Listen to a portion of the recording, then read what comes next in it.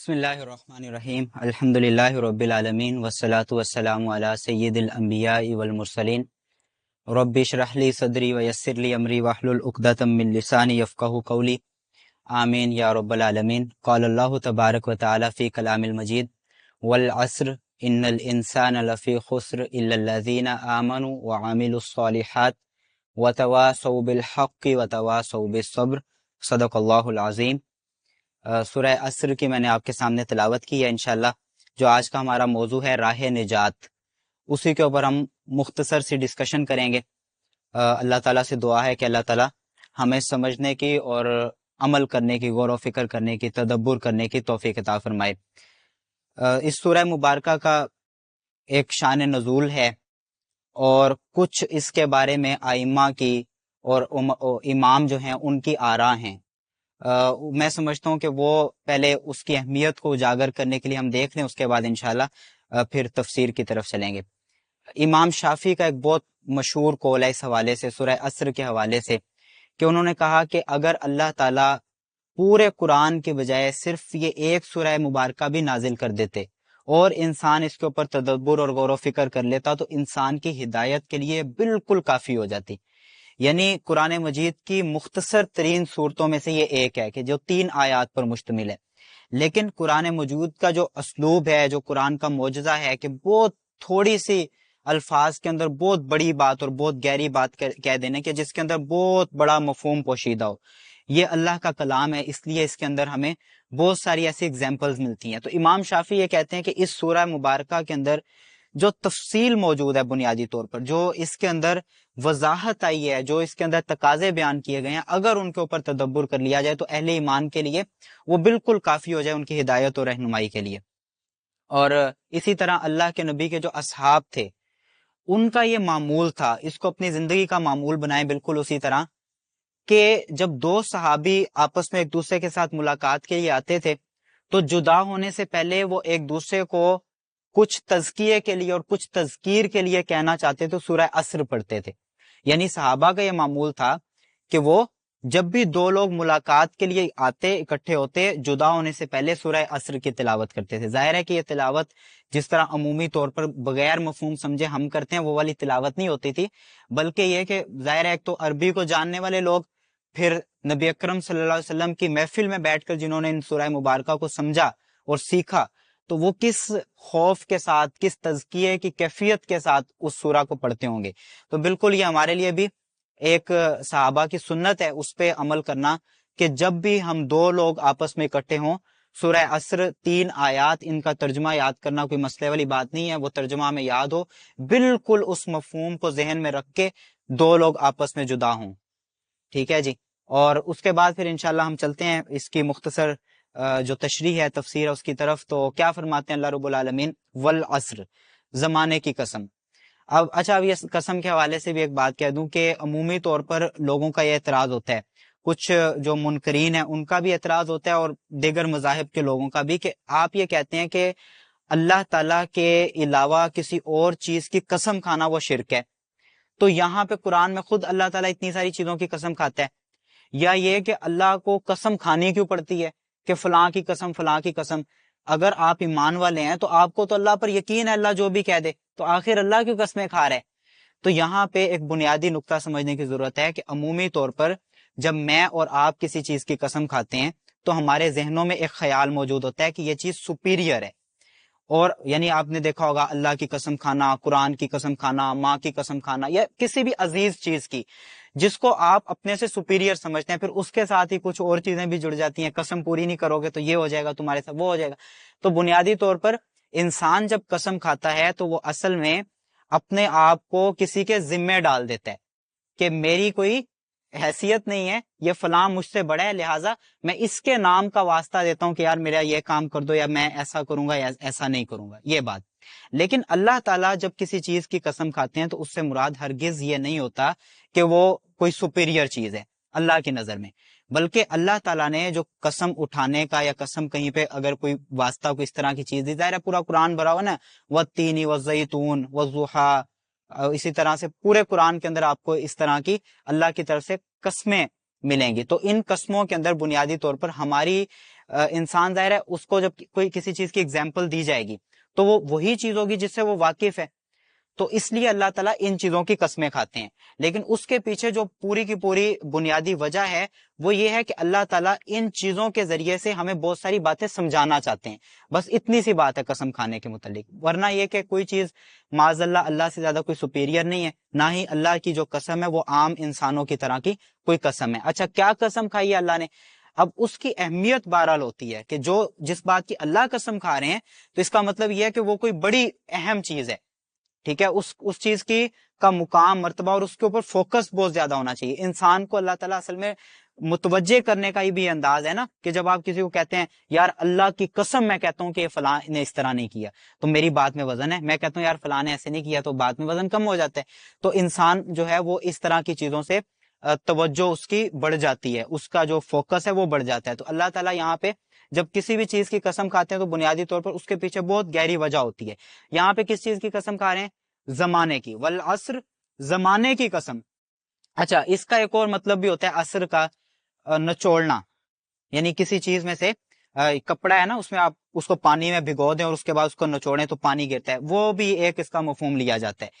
تو عربی متن میں جو اس کا ایک آپ کہہ لیں اصطلاحی مطلب جو بنتا ہے وہ یہ کہ بہت تیزی سے گزرنے والا وقت، ایسا وقت کہ جو بہت تیزی سے گزرتا چلا جا رہا ہے، جو رکنے کا نام نہیں لے رہا.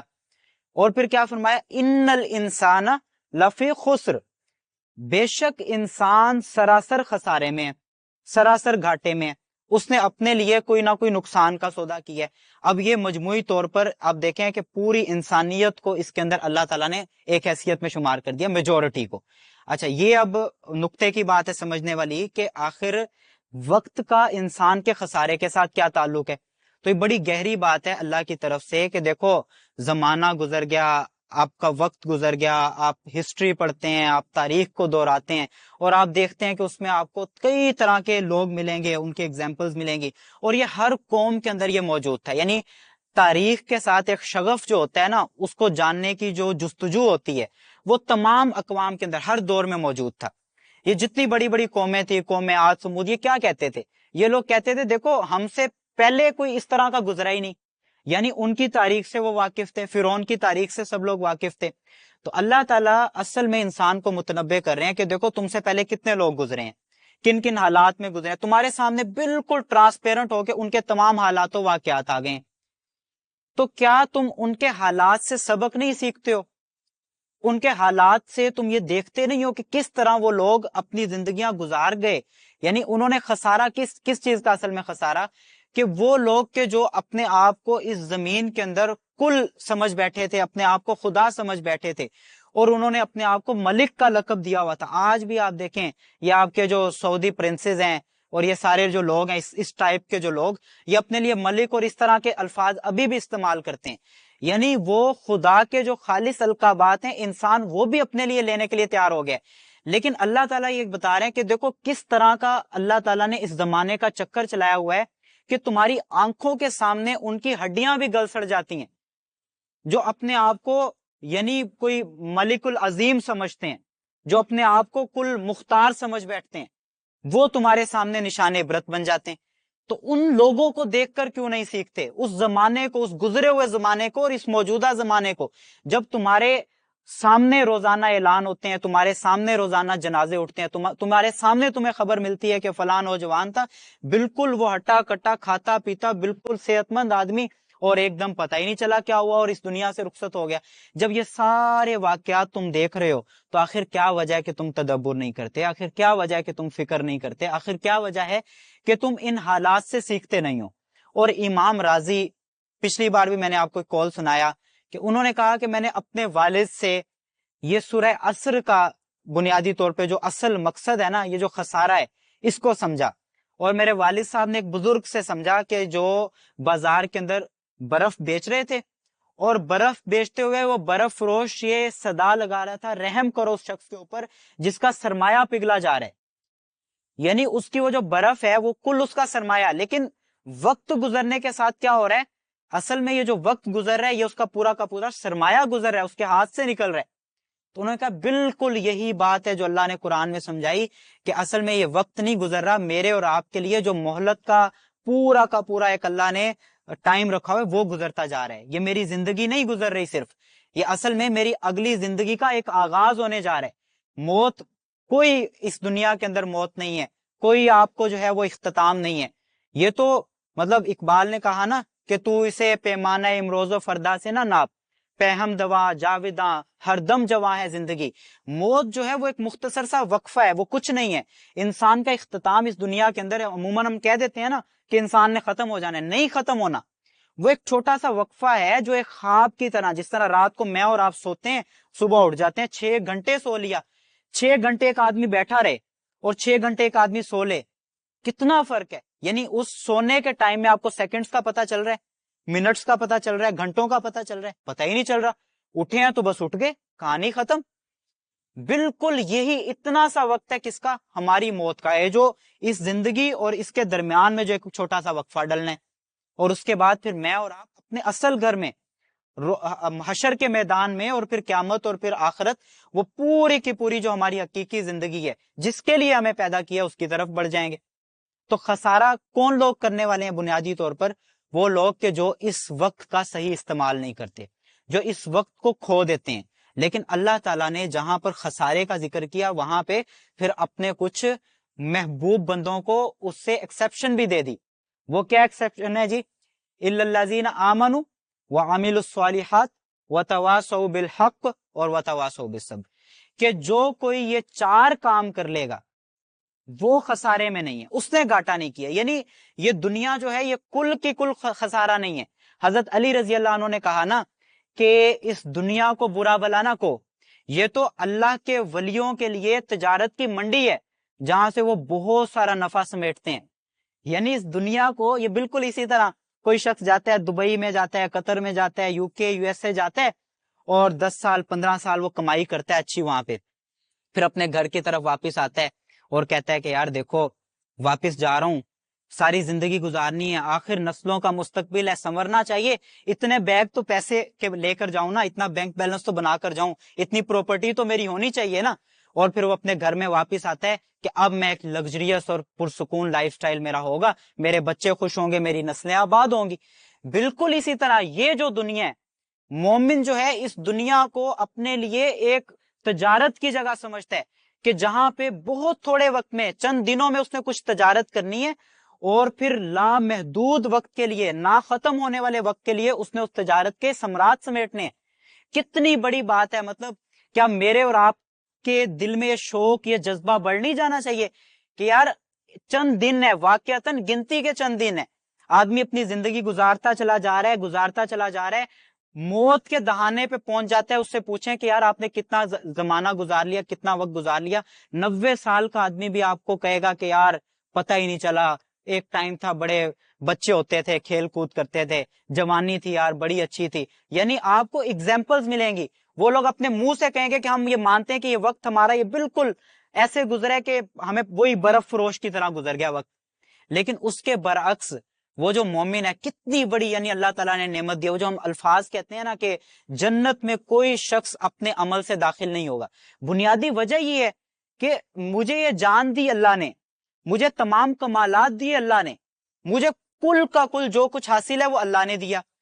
اور اللہ تعالیٰ یہ چند دن کی وہ محنت جو میری فطرت کے اندر موجود ہے، کوئی میرے اوپر برڈن نہیں ہے. لا یکلف اللہ نفسا الا وسعها کہہ کے اللہ تعالیٰ کہتے ہیں کہ اب اس دنیا سے میری مرضی کے مطابق جب عمل کر کے واپس آؤ گے تو تمہیں لامحدود وقت کے لیے وہ ساری نعمتیں دوں گا جو شاید تم اس طرح کی 1000 زندگیوں کے اندر بھی حاصل نہ کر سکو، بلکہ شاید کیا یقیناً کروڑوں زندگیوں کے اندر وہ نعمتیں حاصل نہیں کی جا سکتی. تو بتائیں اگر کوئی شخص یہ کہتا ہے کہ میرے عمل، میرے کمال کی وجہ سے مجھے جنت ملے گی، تو کیا یہ ممکن ہے؟ تو اللہ کا یہ احسان، اللہ کی یہ نعمت، کیا اس پر تدبر نہیں کرنا چاہیے؟ کیا اس پر مجھے اور آپ کو خوش نہیں ہو جانا چاہیے؟ اس لیے اللہ تعالیٰ نے کہا نا کہ وَلَا خَوْفٌ عَلَيْهِمْ وَلَا هُمْ يَحْزَنُونَ، کہ ان کے لیے نہ کوئی خوف ہوگا، نہ ان کے اوپر کوئی رنج ہوگا، نہ غم ہوگا.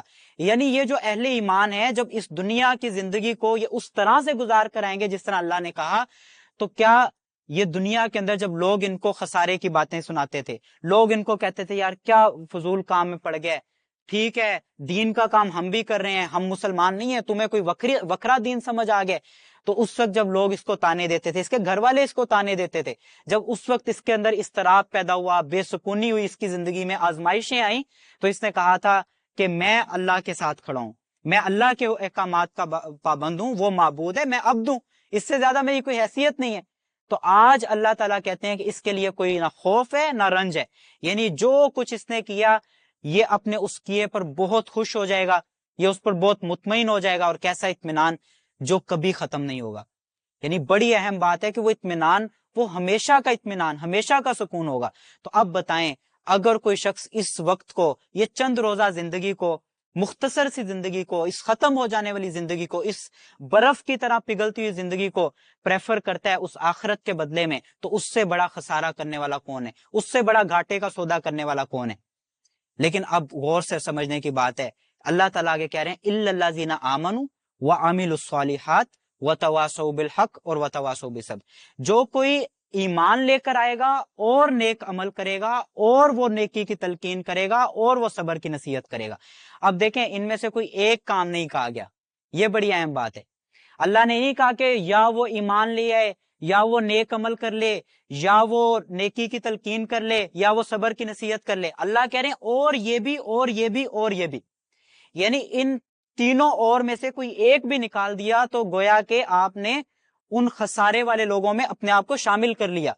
یعنی وہ جو پاس ہونے کا کرائٹیریا وہ کیا ہے؟ یہ چار کام، ان کے اندر کسی قسم کی کوئی گنجائش، کوئی اس کے اندر آپ کو ریلیف موجود نہیں ہے اللہ کی طرف سے۔ اب وہ کام کیا ہیں ان کو سمجھتے ہیں۔ دیکھیں اللہ تعالیٰ نے سب سے پہلے وہی بنیادی تقاضا اِلَّا الَّذِينَ آمَنُوا، وہ لوگ جو ایمان لے کر آتے ہیں۔ کس پر ایمان لینا ہے؟ اللہ پر ایمان۔ سب سے پہلے اللہ کی ذات کو پہچاننا، یہ جو بہت بنیادی نقطہ ہے کہ اللہ تعالیٰ نے اپنی ذات کی پہچان میرے اور آپ کے اندر رکھی ہے، اور میرے اور آپ کے لیے لازم کیا، فرض کیا کہ اللہ کو پہچانے۔ عموماً ہمارے یہاں پہ جو مذہبی طبقہ ہے نا، اس کے اندر بھی یہ بنیادی طور پر یہ جو زمانے کے اس طرح کے کچھ سوال آئے نا کہ جس کو ہم کاؤنٹر نہیں کر پائے، تو اس کے جواب میں لوگوں نے کہا یار آپ سوچنا چھوڑ دو۔ یعنی کوئی آدمی اگر سوچ رہا ہے کہ یار اللہ ہے تو کہاں ہے، کیوں ہے، کیسے ہے، تو اس کو کہہ رہے ہیں یار یہ تو کفر کر رہا ہے۔ نہیں بھائی، اللہ کہہ رہے ہیں کہ تم سوچو، وفی انفسکم، میں تمہارے اندر ہوں، افلا تبصرون، کیا تم دیکھتے نہیں، تم عقل نہیں کرتے، تم سوچتے نہیں ہو، تدبر نہیں کرتے۔ قرآن میں آپ دیکھیں بار بار اللہ تعالیٰ جو ہے مومنین کے سے اور انسانوں سے یہ کہہ رہے ہیں مخاطب کر کے انہیں کہ تم تفکر کرو، غور و فکر کرو، دیکھو اس ہماری زمین کو دیکھو، اس آسمان کو دیکھو، ان شمس و قمر کو دیکھو، یہ ہمارے، یعنی اللہ نے کہا کہ ان صحراؤں میں چلنے والے اونٹوں کو دیکھو، ان چرند پرند کو دیکھو، کون سی چیز ہے جس کے اوپر اللہ نے غور کرنے کا حکم نہیں دیا ہمیں؟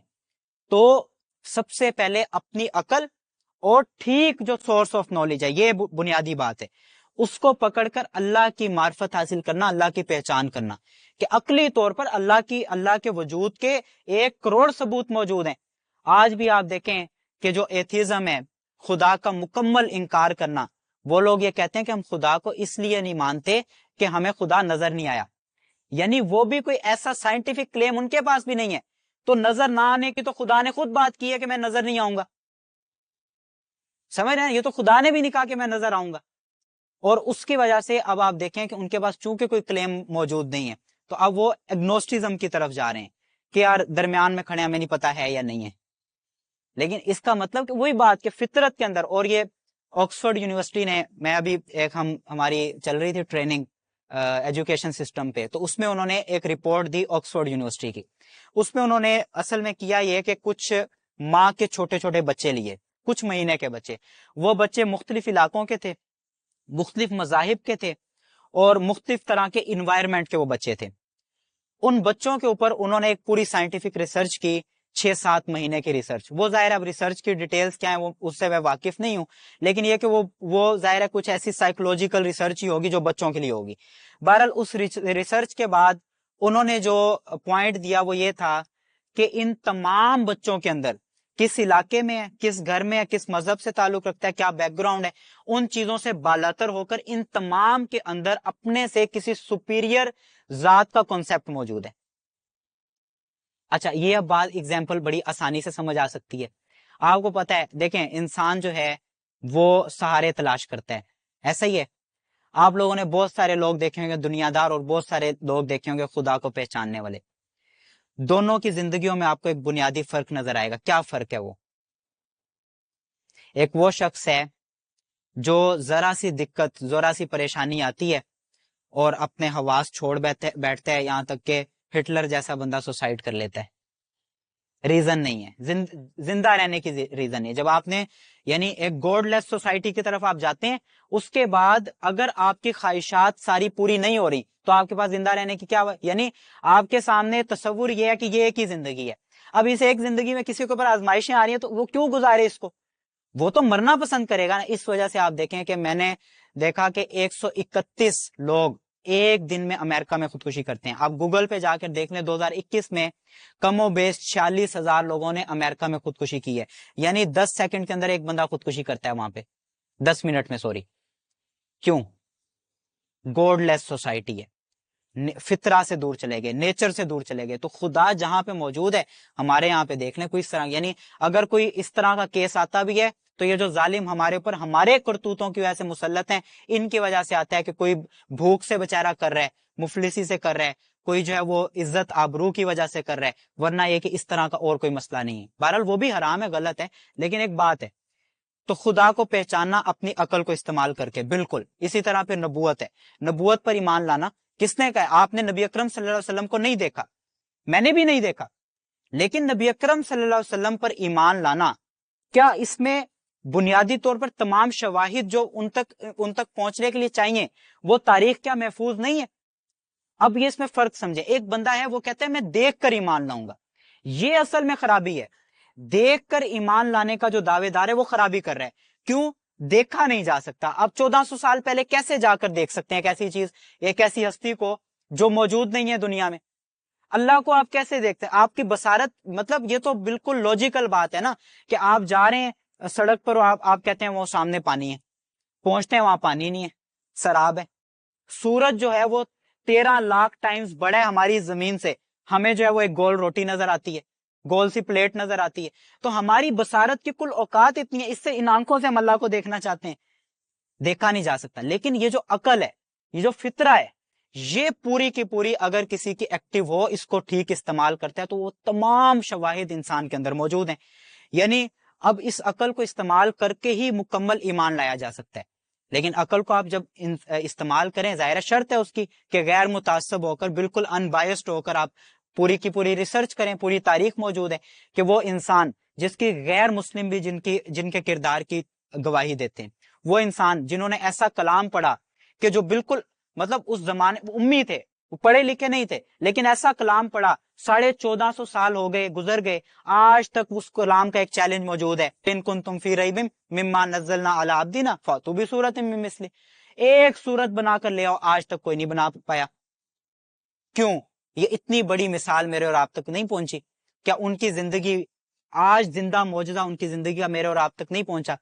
کیا وجہ ہے کہ میں اور آپ ان کو اس طرح نہیں پہچانتے؟ اتنا سپیریئر انسان، یعنی کیا وجہ ہے کہ میں نے اور آپ نے ان کو اس طرح سے آئیڈیلائز نہیں کیا؟ وجہ یہ ہے کہ میں نے اپنی عقل سے ان کو نہیں سمجھا، میں نے اپنے جذبات سے تو ان کو سمجھا ہے.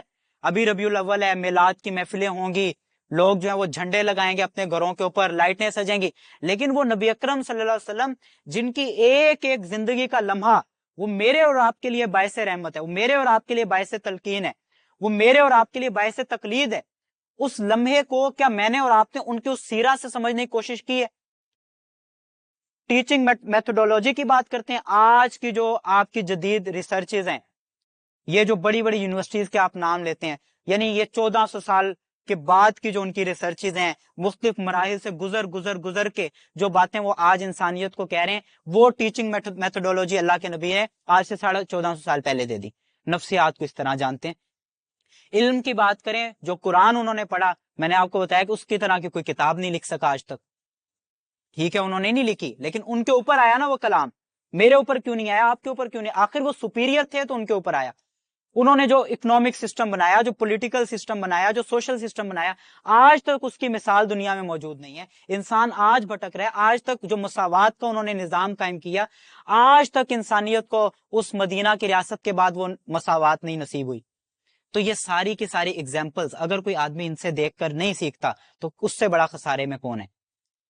اور اسی طرح پھر آخرت پر ایمان، دیکھیں یہ بنیادی بات ہے. اگر میں نے اور آپ نے اپنا فوکس آخرت کو کر لیا، پھر اللہ کے راستے میں قربانی دینا مسئلہ نہیں ہے، پھر صبح فجر میں اٹھنا مسئلہ نہیں ہے، پھر ظہر میں اٹھنا مسئلہ نہیں ہے، پھر اللہ کے لیے نکلنا مسئلہ نہیں ہے، اللہ کے لیے لوگوں کی باتیں برداشت کرنا مسئلہ نہیں ہے۔ لیکن اگر میرا اور آپ کا فوکس کل یہ دنیا ہے، تو پھر اس دنیا کے اندر رہ کے تو ضائع، اس دنیا کے آپ پورا کا پورے حوالے ہیں، پھر آپ کو یہ دنیا ہر طرح سے رگڑا بھی دے گی، ہر طرح سے آپ کو نچوڑے گی بھی، آپ سے وہ ساری کی ساری جو آپ کی خصوصیات ہیں، جو آپ کے اندر کا نیکی، آپ کے اندر کا تقوی، آپ کی وہ ساری کی ساری صفات بھی آپ سے چھین لے گی۔ اچھا، اس کے بعد پھر فرمایا وَعَامِلُ الصَّالِحَاتِ، وہ لوگ جو ایمان لے کر آتے ہیں اور عمل صالح کرتے ہیں۔ دوسری شرط کیا ہے جی؟ عمل صالح کرنا۔ اب ایمان اور عمل کا جو تعلق ہے نا، وہ بالکل ایک بیج اور درخت کا تعلق ہے۔ بیج اگر موجود ہی نہیں ہوگا تو اس کے اوپر کسی درخت کے وجود کا تصور بھی نہیں کیا جا سکتا۔ یعنی آپ نے بیج ہی نہیں پھینکا اور آپ کہیں کہ عمل کا درخت لگ جائے، تو ایمان کے بیج کے بغیر یہ ممکن نہیں ہے۔ اچھا، آپ نے ایمان کا وہ بیج ڈال دیا، لا الہ الا اللہ محمد رسول اللہ پڑھ لیا، لیکن اس بیج کی آپ نے کیئر نہیں کی، اس کو آپ نے وقت پہ پانی نہیں دیا، اس کی ضرورت کے مطابق اس کو کھاد نہیں دی، اس کو دھوپ اور سردی گرمی اور آپ نے موسم کی سختیوں سے اس کو نہیں بچایا، تو وہ بیج کبھی بھی نہیں اگے گا تو وہ جو درخت ہوگا وہ ناقص ہوگا، وہ کھوکھلا ہوگا، اس کے اوپر جو پھل لگے گا وہ لذیذ نہیں ہوگا۔ تو ایمان کی آبیاری کرنا اور اس کے اوپر ایک عمل کا بہترین درخت تعمیر کرنا، یہ بنیادی تقاضا ہے، یہ بنیادی مقصد ہے۔ اور اگر کوئی اپنے عمل کو ثابت نہیں کرتا تو اللہ کہتے ہیں کہ ایسا ایمان ہمیں چاہیے ہی نہیں۔ ہم تو آزمائیں گے، ہم تو یہ دیکھیں گے ما سلککم فی سقر، کس چیز نے تمہیں اس آگ میں ڈال دیا؟ قالوا لم نک من المصلین، ہم لوگ نماز پڑھنے والے نہیں تھے۔ وہ یہی پوچھیں کہ بھائی تم عبد الرحمان تھے، عبداللہ تھے، اسامہ تھے، زینب اور عائشہ تھے، تم تو ہمارے ساتھ کھاتے پیتے تھے، ہمارے ساتھ اٹھتے بیٹھتے تھے، ہم جنت میں تم جہنم میں، کیا وجہ ہے آخر؟ وہ کہیں گے ہم نماز نہیں پڑھتے تھے۔ نماز کیا عمل ہے۔ لیکن اب عمل کے متعلق بھی ایک مت، ایک غلط فہمی، وہ کیا ہے جی؟ کہ عمل سے مراد ہے نماز، روزہ، حج، زکوٰۃ، یہ چار باتیں عمل ہیں۔ عبادت کا مفہوم، عبادت میں لفظ بولوں کیا ذہن میں آتا ہے؟ کوئی مسجد میں کھڑا ہے، اللہ اکبر، کوئی زیادہ آگے بڑھ کے وہ کہتا ہے چیریٹی کا کام کر لینا۔ اب اس لفظ کو سمجھیں، عربی کے اندر عبادت لفظ کا مطلب کیا ہے؟ تین مطلب ہیں، اگر میں اردو میں ان کو ایکسپلین کروں۔ سب سے پہلے پوجا اور پرستش۔ پوجا اور پرستش میں یہ جتنے مطلب ہم لیتے ہیں نا، یہ صرف ایک مطلب میں پورے آتے ہیں پوجا اور پرستش میں۔ یہ جو نماز، روزہ، حج، زکوٰۃ ہے، یہ صرف ایک مطلب ہے۔ اس کے بعد ہے اطاعت اور فرما برداری۔ اطاعت اور فرما برداری کیا مطلب ہے اطاعت کا؟ کسی کو اپنے سے بڑا ماننا اور یہ کہنا کہ میں اس کے سامنے سرنڈر کرتا ہوں، میری مرضی نہیں ہے، اطاعت کا یہ مطلب ہے نا، میری مرضی نہیں ہے، جو یہ بندہ کہہ رہا ہے وہ ٹھیک ہے، جس طرف یہ چلا رہا ہے وہ ٹھیک ہے، اور میں اس کے سامنے کوئی حیثیت، کوئی اوقات نہیں رکھتا، جیسے یہ کہے گا ویسے ہو جائے گا۔ اب بتائیں پھر پوری کی پوری نبی اکرم صلی اللہ علیہ وسلم کی زندگی، پورا کا پورا قرآن آ گیا کہ نہیں آ گیا؟ اور تیسرا مطلب بندگی اور غلامی۔ عربی کے اندر غلام کا جو مطلب ہے نا، غلام اس وقت کیا تصور تھا؟ زر خرید انسان کو غلام کہا جاتا تھا۔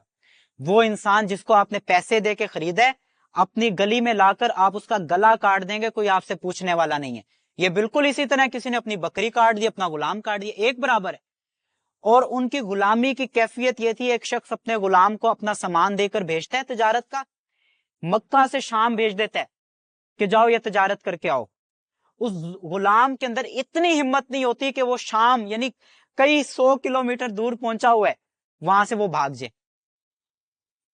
کوئی اکا دکا 3 کیسز آپ کو ملیں گے، یعنی کہ اپنے آپ کو اس نے ذہنی طور پر اپنے اس آقا کا اس طرح کا پابند کیا ہوتا ہے کہ جہاں پہ آقا اس کو چھوٹ بھی دیتا ہے نا کہ مرضی ہے کر لے گناہ، مرضی ہے بھاگ جائے، وہاں پہ بھی وہ پابند رہتا ہے۔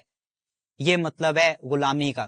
میں اور آپ اگر اللہ کو اپنا معبود اور اپنے آپ کو عبد سمجھتے ہیں تو بتائیں کیا تقاضا پیدا ہوتا ہے؟ کیسی غلامی کا ہم سے پھر یہ اللہ تقاضا کریں گے؟ ظاہر ہے کہ وہی غلامی ہوگی نا جس کا پورا اس متن میں تصور موجود ہے۔ لیکن کیا ہماری زندگیوں میں یہ غلامی ہے؟ یعنی پوری کی پوری ہماری زندگی کنٹروورشل چل رہی ہے، کتنے زیادہ تضادات، کتنی منافقت ہے کہ ایک آدمی ہے وہ کہتا ہے یار یہ بات میری بچپن کی عادت تھی، یہ بات مجھے فلاں سے سمجھ آئی، یہ 2 باتیں بہت اچھی ہیں، عمل کروں گا، اس بات میں نو کمپرومائز۔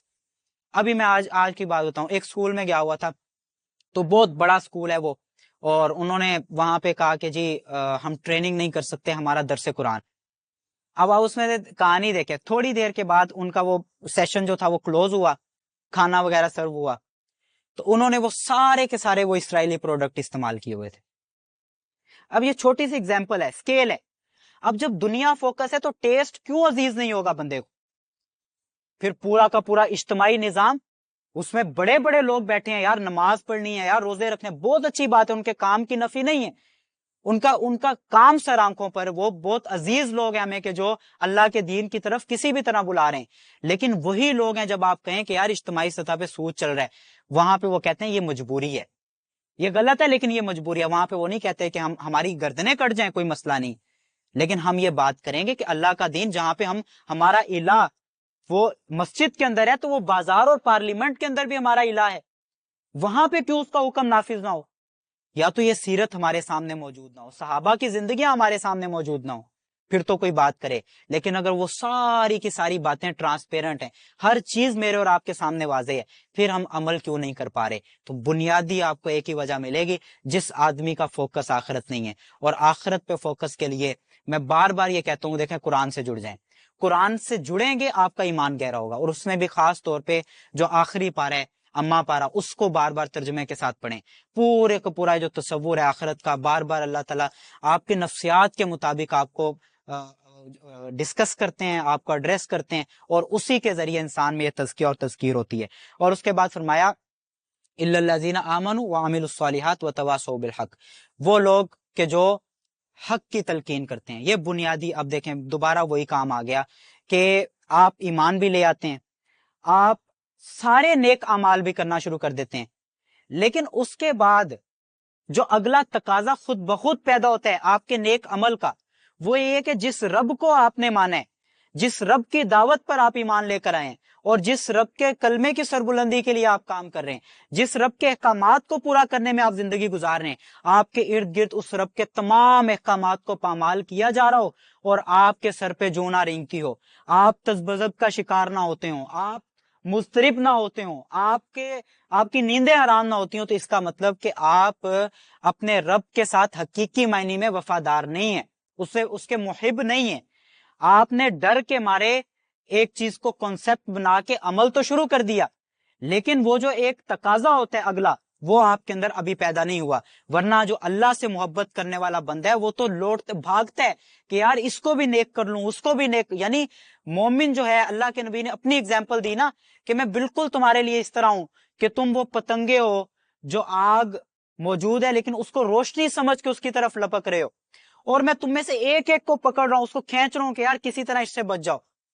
یہ اللہ کے نبی یہ محنت کر رہے ہیں، مطلب بالکل ایسی حالت ہے، دعوت کے کام سے آتے ہیں کہ پورا سر جو ہے مٹی سے اٹا ہوا ہے، اور بالکل بے حال ہیں، تھکے ہوئے ہیں، گھر میں داخل ہوتے ہیں، فاطمہ رضی اللہ عنہا جو ہے وہ حالت دیکھتی ہیں، بات ہو رہی ہے، پتہ چلتا ہے باہر سے کوئی وفد آیا ہے، فوراً اسی وقت اٹھتے ہیں اور کہتے ہیں کہ میں جا رہا ہوں، اور فاطمہ رضی اللہ عنہ کہتی ہیں کہ ابھی تو آئے ہیں پیارے ابا، تو ابھی رک جائیں، آرام کر لیں۔ کہا کہ اگر وہ قافلہ نکل گیا تو وہ اس کے احساس، اب دیکھیں نا، اس نکلنے کا احساس، ان لوگوں کی ہدایت کے چھوٹ جانے کا احساس۔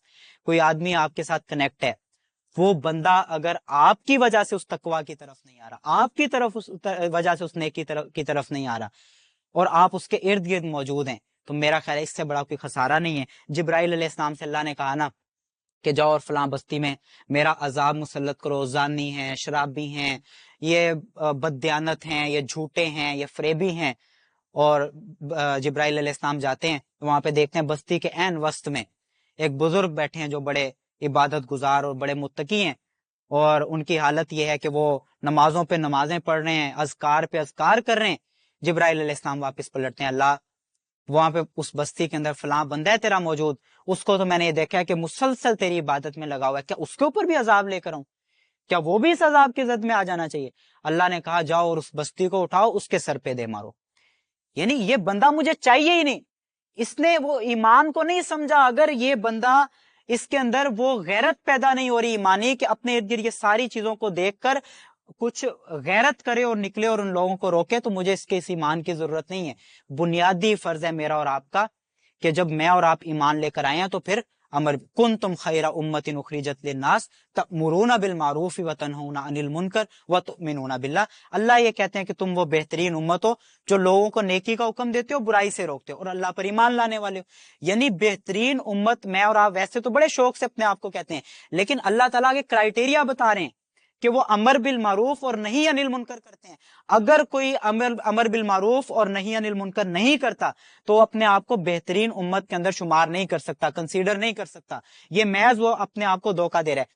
یعنی قیامت کے دن جب لوگوں سے پوچھا جائے گا کہ تم ایمان کیوں نہیں لے کر آئے، اور لوگ اگر یہ کہیں گے کہ ہمیں فلاں نے دعوت نہیں دی تو تم سے پوچھا جائے گا، اور رسول تمہارے اوپر گواہ ہے. یعنی رسول سے اب دیکھیں اس ہائرارکی کو سمجھیں ذرا.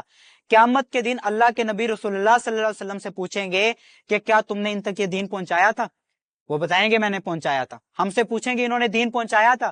ہم بھی کہیں گے پہنچایا تھا. اس کے بعد ہمارے اوپر بات آئے گی کہ کیا تم نے اگلوں کے اوپر پہنچایا تھا؟ مجھے بتائیں، ذرا ایک لمحے کے لیے تصور کریں. جبرائیل علیہ السلام کو اللہ نے کلمہ دیا، یہ دین دیا. جبرائیل علیہ السلام کو کہا محمد رسول اللہ صلی اللہ علیہ وسلم کے اوپر لے کر جاؤ، اور محمد رسول اللہ صلی اللہ علیہ وسلم تک جبرائیل علیہ السلام نہ لے کر آتے. جبرائیل علیہ السلام کے ساتھ کیا ہوتا؟ جبرائیل علیہ السلام آگے محمد رسول اللہ صلی اللہ علیہ وسلم تک لے آئے. محمد الرسول اللہ صلی اللہ علیہ وسلم اس غار سے نہ نکلتے اور اپنی امت تک نہ پہنچاتے، ان کے ساتھ کیا ہوتا؟ سوچیں ذرا، رسول اللہ نے میرے اور آپ تک پہنچا دیا اور میں آگے نہیں پہنچاتا، آپ آگے نہیں پہنچاتے، تو کتنا بڑا وبال ہے. اور اس کے بعد پھر فرمایا وَتَوَاصَوْا بِالْحَقِّ، اور یہ لوگ جو ہیں وَتَوَاصَوْا بِالصَّبْرِ، یہ لوگ جو ہے وہ صبر کی نصیحت کرنے والے ہوتے ہیں. یہ صبر کرنے والے لوگ ہوتے ہیں. بنیادی وصف ہے جب آپ ایمان بھی لے کر آئیں گے، جب آپ عمل صالح بھی کریں گے، اور جب آپ لوگوں کو حق کی تلقین کرنا شروع کریں گے، تو لازماً ایک چوتھا مرحلہ آئے گا. وہ چوتھا مرحلہ کیا ہے؟ کہ آپ کے اوپر اللہ کی طرف سے آزمائشیں آئیں گی. یہ زمانہ آپ کے لیے تنگ ہوگا، اس لیے اس کو علیحدہ نہیں کیا. یہ بہت اہم صفت ہے. یعنی کہ آدمی میدان جنگ سے لوٹتا ہے، معافی نہیں ہے. کیوں معافی نہیں ہے؟ مطلب بڑے گناہوں، کبیرہ گناہوں میں سے معافی، ظاہر ہے اللہ غفور الرحیم ہے، معافی بھی ہوگی، لیکن یہ کہ وہ بڑے کبیرہ گناہوں میں سے جس کی آسان معافی نہیں ہے. اب میدان جنگ میں جانے والا جو آدمی تھا وہ عمل صالح کر رہا تھا نا، وہ امر بالمعروف اور نہی عن المنکر کر رہا تھا نا، یہ بھاگا کیوں؟ وَتَوَاصَوْا بِالصَّبْرِ کا مسئلہ تھا. صبر نہیں پیدا کیا تھا اپنے اندر. میں اور آپ نا اکثر رو رہے ہوتے ہیں، چلا رہے ہوتے ہیں کہ یار ساری آزمائشیں میرے اوپر آ گئیں، ساری مشکلات میرے اوپر آ گئیں. لیکن آپ اس بات کو سمجھیں کہ اس دنیا کے اندر اگر آپ اللہ کے دین کے مطابق پرفارم کرنا چاہتے ہیں، تو اگر آپ کے اوپر آزمائش نہیں آتی تو بالکل آپ ایک قدم نہیں اٹھا سکتے اس راستے میں. آزمائش جو ہے اللہ تعالیٰ اپنے بندوں کو اس کے ذریعے سے سٹرونگ کرتے ہیں، اور اس کا اجر دیکھیں. یعنی اللہ کے نبی نے فرمایا کہ مومن مرد اور عورت کی جان، مال اور اولاد میں آزمائش آتی رہتی ہے، یہاں تک کہ وہ اللہ کی ملاقات کو پہنچ جاتا ہے اور اس کے اوپر کوئی گناہ نہیں ہوتا. یعنی یہ آزمائشیں، ایک کانٹا کہا مومن کو اگر چبھتا ہے تو اس کے بدلے میں بھی اس کے گناہ معاف کیے جاتے ہیں. لیکن مسئلہ کیا ہے؟ مسئلہ یہ ہے کہ میں اور آپ اپنے آپ کو اس سطح پہ تیار نہیں کر رہے. اللہ کے نبی نے فرمایا کہ آدمی کی آزمائش اس کے دین کے مطابق ہے، جتنا اس کا دین پختہ ہے اسی کے مطابق اس کے اوپر آزمائش آئے گی. یہ نہیں ہے کہ آپ بہت کمزور ہیں اور اللہ آپ سے بڑھ کے آپ کے اوپر آزمائش ڈال دے. لیکن آزمائش آئے گی ضرور، آزمانا اللہ نے ضرور ہے. پھر یہ سوال کرتے ہیں کہ یار اللہ کو کیا پڑی ہے، اللہ کو تو پتہ ہے کس نے آزمائش میں پورے اترنا ہے، کس نے نہیں اترنا، تو پھر اللہ کیوں آزمائش بھیجتے ہیں؟ دیکھیں یہ دنیا ایک لا کے اوپر ہے نا. اس دنیا میں ہم کہتے ہیں ہم امتحان کے لیے آئے ہیں. کوئی بھی امتحان ہے تو اس کا ایک سٹرکچر بھی ہوگا، اس کے لیے کچھ بیسک ریکوائرمنٹس بھی ہوں گی، کچھ اس کے تقاضے بھی ہوں گے. اب فار ایگزامپل اگر اللہ تعالیٰ بغیر آزمائے، بغیر چیک کیے، صرف اپنے علم کی بنیاد پہ جنت اور جہنم کے فیصلے کرے، تو قیامت کے دن یہ عدل کے خلاف نہیں ہو جائے گا کہ وہ لوگ کہ جو جہنم میں جا رہے ہوں کہ اللہ آزمائے نہیں ہمیں؟ تو اس لیے اللہ نے پورا کا پورا موقع پیدا کیا. یہ آزمائش جو ہے بنیادی طور پر ہمیں پیوریفائی بھی کر رہی ہے، ہمیں جو ہے وہ استقامت اور استقلال بھی ہمارے اندر پیدا کر رہی ہے. اور اللہ نے جو ایک سکیل لگایا ہے کہ اس دنیا کے اندر اہل باطل اور اہل حق کے درمیان چھانٹی ہو جائے، وہ بالکل علیحدہ علیحدہ ہو جائے، یہ بھی اس آزمائش کے ذریعے. اور کیا فرمایا؟ ام حسبتم ان تدخلوا الجنہ، کیا تم نے خیال کر رکھا ہے کہ تم یوں ہی جنت میں داخل کر دیے جاؤ گے؟ وَلَمَّا يَأْتِكُمْ مَثَلُ الَّذِينَ خَلَوْا مِن قَبْلِكُمْ، حالانکہ ابھی تمہارے اوپر وہ حالات آئے نہیں جو تم سے پہلے لوگوں کے اوپر گزرے. اور پھر فرمایا مَسَّتْهُمُ الْبَأْسَاءُ وَالضَّرَّاءُ، اور پھر وَزُلْزِلُوا، ان کے اوپر ایسا سخت وقت آیا کہ انہوں نے سختیاں دیکھی، انہوں نے مصیبتیں دیکھی اور وہ ہلا ڈالے گئے. اور پھر فرمایا حتی یقول الرسول والذین آمنوا معہ، یہاں تک کہ رسول اور اس کے ساتھی چلا اٹھے، چیخ اٹھے، متی نصر اللہ، اللہ کی مدد کب آئے گی؟ الا ان نصر اللہ قریب. تو اللہ نے پھر ان کو یہ تسلی دی کہ اللہ کی مدد قریب ہے. یعنی اللہ کی مدد بھی کب آئے گی؟ جب آپ آزمائش کی ان بھٹیوں سے گزریں گے، جب آپ اللہ کے لیے اپنی جانیں قربان کریں گے، اللہ کے راستے میں اپنا سب کچھ نچھاور کریں گے اور اللہ کے لیے قربانیاں دینا شروع کریں گے، پھر اللہ کی مدد آئے گی. پھر دنیا میں بھی ایسی سکینت نازل ہوگی کہ سب سے مشکل کام آپ جان دینا ہے. تو جو شہید ہوگا، جو اپنا اس دنیا میں سب سے بڑی قربانی دے کے جائے گا، وہ یہ فریاد کرے گا، یہ آرزو کرے گا کہ کاش میں دوبارہ مارا جاؤں اور پھر دوبارہ پیدا کیا جاؤں. پھر اسی طرح فرمایا ام حسبتم ان تدخلوا الجنہ، کیا تم نے خیال کر رکھا ہے کہ یوں ہی جنت میں داخل کر دیے جاؤ گے؟ ولما یعلم اللہ الذین، یہاں تک کہ اللہ تعالیٰ نے ابھی دیکھا ہی نہیں ہے. کن کو نہیں دیکھا؟ جاہدوا منکم، جو اس کے راستے میں جانے لڑانے والے ہیں، اور وَيَعْلَمَ الصَّابِرِينَ، اور جو اس کے راستے میں صبر کرنے والے ہیں. یعنی جنت نہیں ملے گی جب تک اللہ کے راستے میں آزمائش نہ آئے، سختیاں نہ آئے، مصیبتیں نہ آئے، اور ان کے اوپر صبر بھی کرنا ہے. اور کون سا صبر؟ فرمایا صبر جمیل، وہ صبر جو پہلے وقت میں ہوتے ہیں. رونا، چیخنا، چلانا، اللہ کو بلیم کرنا، اس کے بعد آپ صبر میں آ جاتے ہیں، ٹھیک ہے اللہ معاف کرے گا، لیکن آپ عزیمت کو اختیار نہیں کر سکتے. آپ اپنے اندر وہ کیپیسٹی بلڈنگ نہیں کر سکتے. وہ کیپیسٹی کب بلڈ ہوگی کہ آپ اللہ کے راستے میں سٹرگل کر سکیں؟ جو آدمی پہلے وقت میں یہ کھڑا ہو جائے گا. بہت کٹھن مرحلہ ہے، اللہ پر یقین نہیں ہو رہا، ایسی زندگی میں مراحل آ جائیں گے، لیکن وہ اٹھے گا، وضو کرے گا اور مسلح پہ کھڑا ہو جائے گا. نماز پڑھنے کا دل نہیں کر رہا، لیکن نفل پڑھ رہا ہے کہ اللہ میں سرنڈر کرتا ہوں، میری جان حلق کو آ رہی ہے، لیکن یہ کہ میں پھر بھی آپ سے پیچھے نہیں ہٹا، میرا دل نہیں مان رہا کہ آپ ہیں، لیکن پھر بھی میں کھڑا ہوں. یہ اس لیول تک جا کے مومن کے اوپر آزمائش آتی ہے. لیکن اس آزمائش کا نتیجہ کیا ہے؟ اس آزمائش کا نتیجہ اس پوری دنیا اور اس کائنات اور دنیا و ما فیہا سے انسان کی بے رغبتی، بے نیازی ہے، جو انسان سے عظیمت کے راستوں پر اس کو چلانے کا باعث ہوتی ہے. تو اللہ تعالیٰ سے دعا ہے کہ اللہ تعالیٰ مجھے اور آپ کو ان چاروں صفات کے کسی ایک کے بھی کیا کہتے ہیں اس کو ایکسیپشن کے بغیر اللہ تعالیٰ ان چاروں تقاضوں کے اوپر مجھے اور آپ کو پورا اترنے کی توفیق عطا فرمائے. اور اس وقت کام یہی ہے کرنے کا کہ آپ اپنے طور پہ جتنی سٹرگل کریں گے اللہ کے لیے، اللہ مجھے اور آپ کو اتنا ہی زیادہ ایمان نصیب کریں گے. تو اللہ سے دعا ہے اللہ تعالیٰ جو ہم نے سنا اس پر عمل کرنے کی توفیق عطا فرمائے. جزاک اللہ خیر، وما علینا الا البلاغ المبین.